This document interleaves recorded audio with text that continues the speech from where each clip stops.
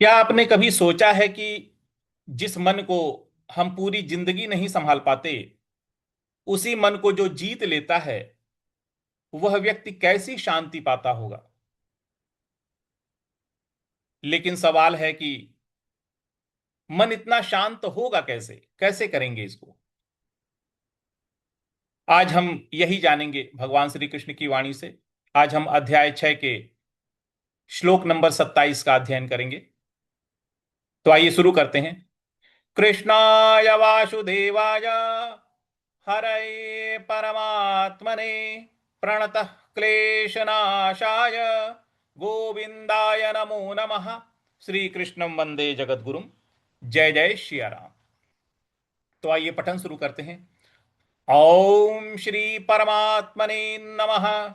श्रीमद्भगवद्गीता अथ षष्ठोऽध्यायः। श्री भगवानुवाच। 27वां श्लोक है। प्रशांत मनसम, प्रशांत मनसम। देखिए, प्रशांत, शा के बाद जो आधा न है उस पर हमको बल लगाना है। तो प्रशांत, प्रशांत मनसम, जो स के ऊपर अनुस्वार है उसके आगे ह लिखा हुआ है तो यहां उच्चारण इसका म होगा। तो प्रशांत मनसम, प्रशांत मनसम। इसके बाद है ये नहीं। देखिए, आधा ह है ये, आधा ह, य परे की मात्रा ये इस प्रकार से बोलना है। और न के ऊपर जो अनुस्वार है उसके आगे य लिखा हुआ है तो ये नहीं, ये नहीं इस प्रकार से बोलेंगे। तो प्रशांत मनसम ये नहीं योगिनम सुखमुत्तमम। योगिनम, य परो की मात्रा है, ग पर छोटी की मात्रा है, न पर अनुस्वार है। जो अनुस्वार है उसका उच्चारण हम म करेंगे। तो योगिनम सुखमुत्तमम, सुखमुत्तमम। देखिए, सुख मु इस सुखम उत्तमम ये दो वर्ड है। तो सुखम उत्तमम, तो सुखम के बाद जो आधा त है उस पर हमको हल्का सा बल लगाना है। सुखम उत्तमम। इसके बाद देखिए, मुत्तमम में दो बार म लिखा हुआ है। म एक पूरा है, इसमें कोई हलंत नहीं है, और दूसरा म के आगे हलंत लगा हुआ है। तो इसको हम सुखमुत्तमम नहीं पढ़ेंगे, सुखमुत्तमम इस प्रकार से पढ़ेंगे। तो ये हो जाता ही, पूरी पंक्ति हो जाती है। प्रशांत मनसं ह्येनं योगिनं सुखमुत्तमम्। प्रशांत मनसं ह्येनं योगिनं सुखमुत्तमम्। अगली पंक्ति पे आते हैं। उपैति। देखिए, उ प के ऊपर अय की मात्रा है, लेकिन संस्कृत में इसको हम अय की जगह ऐ बोलते हैं। तो उपैति, उपैति शांत, शांत, शा के बाद जो आधा न है उस पर हमको बल देना है। शांत, शांत रजसम। रज, स के ऊपर जो अनुस्वार है उसका म उच्चारण करेंगे। तो रजसम, तो उपैति शांत रजसम, उपैति शांत रजसम इस प्रकार से इसको पढ़ना है। अगला है ब्रह्म। ब्रह्म, ब के नीचे आधा र है तो ब्र बोलेंगे, और आधा ह है तो ह, और उसके बाद म है तो ब्रह्म। ब्रह्म, इसको इस प्रकार से पढ़ेंगे। ब्रह्मभूत, ब्रह्मभूतम, ब्रह्मभूतम कल्मषम, कल्मषम, कल्मषम। देखिए, यहां पे जो षटकोण वाला श है उसका ऊपर मूर्धवा पे जीभ को लगा करके और तब श बोलना है तो सही उच्चारण आ जाएगा। तो ब्रह्मभूत कल्मषम, ब्रह्मभूतम कल्मषम, ब्रह्मभूतम कल्मषम इस प्रकार से इसको पढ़ेंगे। तो पूरी पंक्ति हो रही है आपकी। उपैति शांत रजसम ब्रह्मभूतम कल्मषम, उपैति शांत रजसम ब्रह्मभूतम कल्मषम इस प्रकार से। तो पूरा श्लोक हो रहा है आपका। प्रशांत मनसं येनै योगिनं सुखमुत्तमम्। उपैति शांत रजसम ब्रह्मभूतम कल्मषम। पूरा पठन करते हैं शुरू से, सभी लोग एक साथ, हम लोग मिलकर के साथ में बोलिए। ओम श्री परमात्मने नमः। श्रीमद्भगवद्गीता अथ षष्ठोऽध्यायः।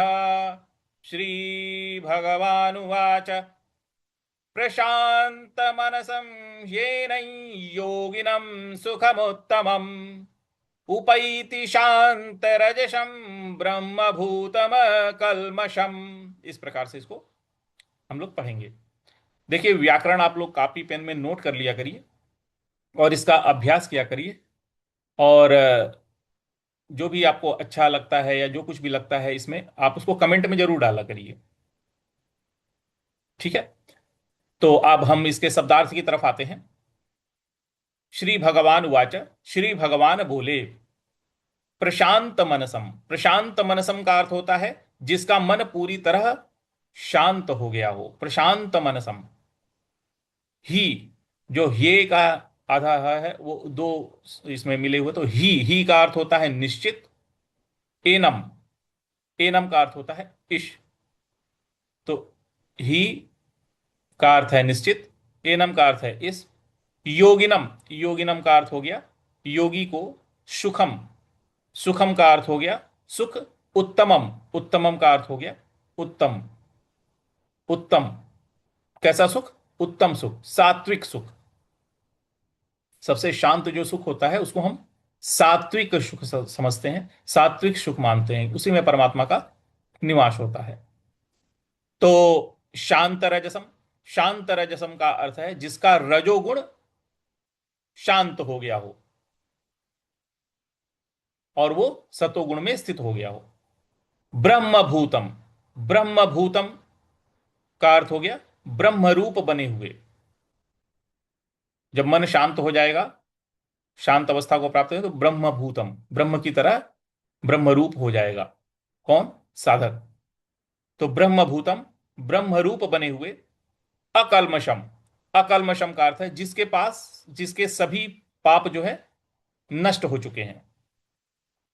देखिए, मन तभी शांत होता है जब हमारे सारे पाप नष्ट हो जाते हैं। जैसे जैसे पाप नष्ट होते जाते हैं वैसे वैसे मन शांत होता जाता है, रजोगुण दबता जाता है और शतोगुण में हम स्थित होते जाते हैं। इसलिए मन जो है शांत होता चला जाता है। तो इसका अर्थ क्या बन रहा है? श्री भगवान बोले, जिसका मन पूरी तरह शांत हो गया है, जिसके सभी पाप नष्ट हो गए हैं और जिसका रजोगुण शांत हो गया है, ऐसे ब्रह्म रूप हुए योगी को उत्तम आनंद प्राप्त होता है। देखिए, भगवान ने यहां पे आपको सीधे समझा दिया कि आपको क्या करना है। ठीक है। यहां भगवान हमें शिक्षा दे रहे हैं कि जब मन इच्छाओं, क्रोध, अशांति, जो कि रजोगुण से हमें हमारे अंदर आता है, उसमें उलझा रहता है, जब तक मन उसमें उलझा रहता है तब तक मनुष्य को उत्तम सुख प्राप्त नहीं होता। हालांकि वो करता सुख के लिए ही है, लेकिन उसको सुख नहीं मिलता, क्योंकि वो रजोगुण प्रधान होता है और रजोगुण जो है अंदर मन को उद्वेलित किए रहता है। इस वजह से उसे उत्तम सुख प्राप्त नहीं होता है। लेकिन जो मनुष्य साधना द्वारा अपने मन को साध लेता है और वासनाओं को शांत कर लेता है, इच्छाओं को शांत कर लेता है, तो वो धीरे धीरे धीरे धीरे उसका रजोगुण शांत होता जाता है और वो धीरे धीरे धीरे धीरे सतोगुण में स्थित होता जाता है। वही उस उत्तम सुख, परम शांति और परमानंद को प्राप्त करता है जो सतोगुण में अपने आप को स्थित कर लेता है। इसलिए हमें बाहरी संसार को बदलने की कोई आवश्यकता नहीं है, जबकि ज्यादा समय हम बाहरी संसार को बदलने में ही लगा देते हैं और अपने ऊपर ध्यान ही नहीं देते हैं।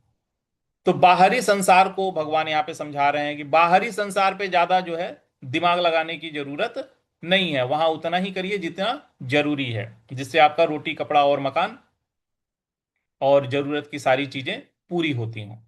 इसके अलावा जो भी आपकी बुद्धि है, आपका मन है, आपका अंतःकरण है, वो सब का सब आपको अपने लिए लगाना है। भगवान ने अपने लिए दिया हुआ है।